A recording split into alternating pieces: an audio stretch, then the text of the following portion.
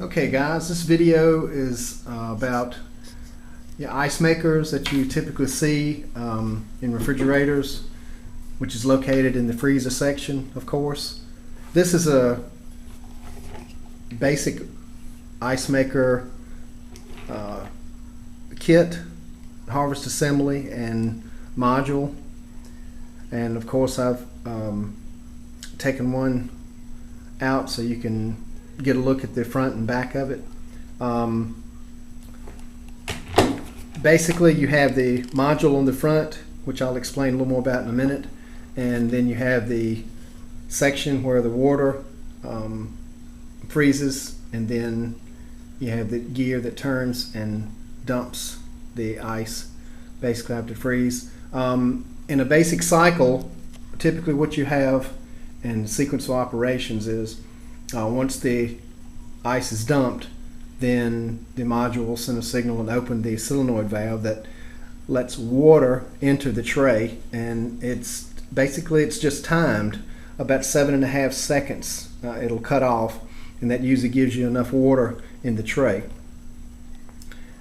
If that's too short or too long, then you can make an adjustment. If you can see on this little plastic screw right here, it's set, if you look at it from the front, it's set for the center. If you look at the little test port just to the left of that plastic screw, you can see a little piece of copper with a hole in it, and it's in the center, and you can dial that in and for more or less, and then dial it out to do the opposite, to make the water come in a little bit longer, a little bit shorter. So then, as the ice freezes, there is a thermostat, of course, that's located just behind here. In this section, you can't see the thermostat now, but of course, when that makes and freezes, allows continuity to go through 120 volts, then this gear is going to turn, and you have a heater on the bottom that's inside of here, that's U-shaped.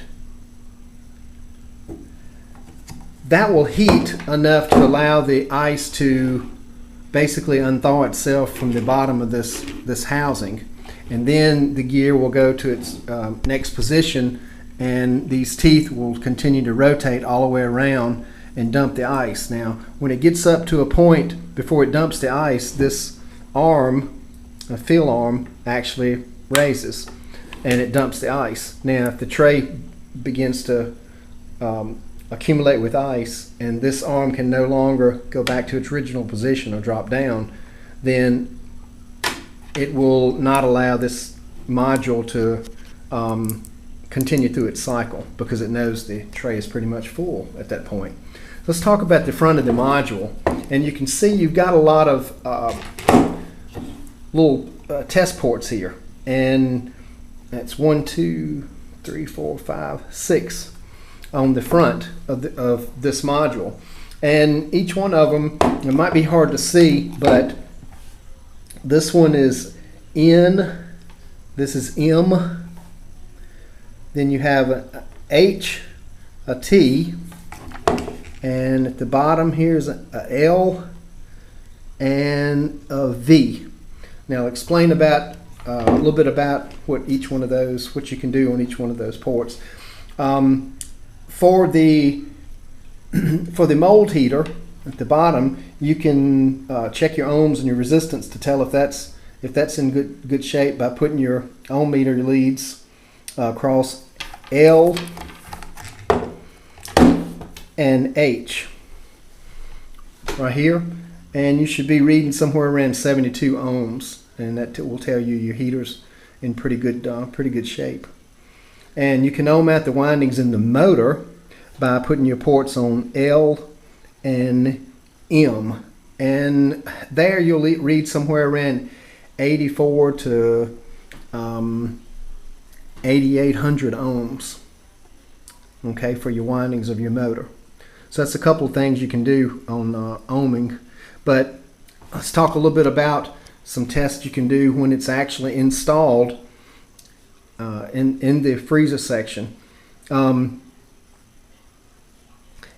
If you went into your freezer section, and we'll get into a little bit more about the defrost in a different video, but you can jump out the thermostat here across H and T and actually bypass the thermostat and cause this gear to rotate and go into a harvest cycle.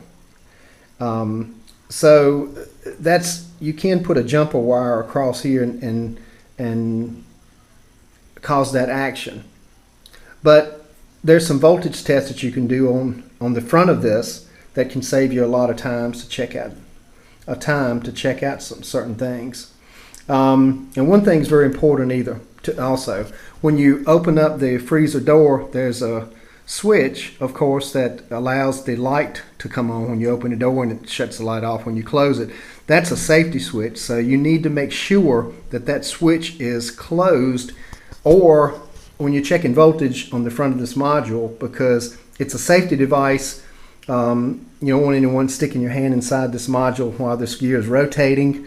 Could cause injury. So it prevents 120 volts from coming to this module when you have the door open and that switch is open. So you have to make sure if you're going to leave the door open, which of course you need to put some tape or something across that switch so you make sure the switch is closed so you won't read any voltage here.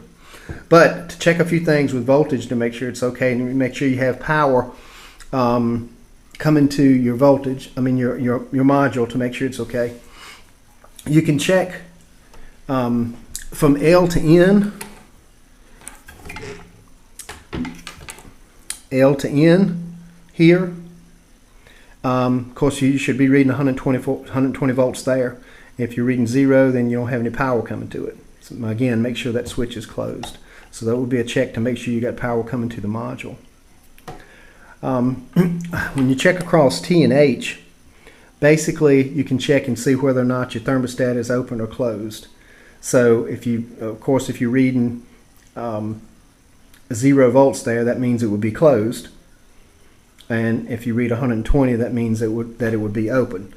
So that would be an important test. If the water's in here and it's all frozen in the bottom, and it has been for a little while, and you go to test this, then you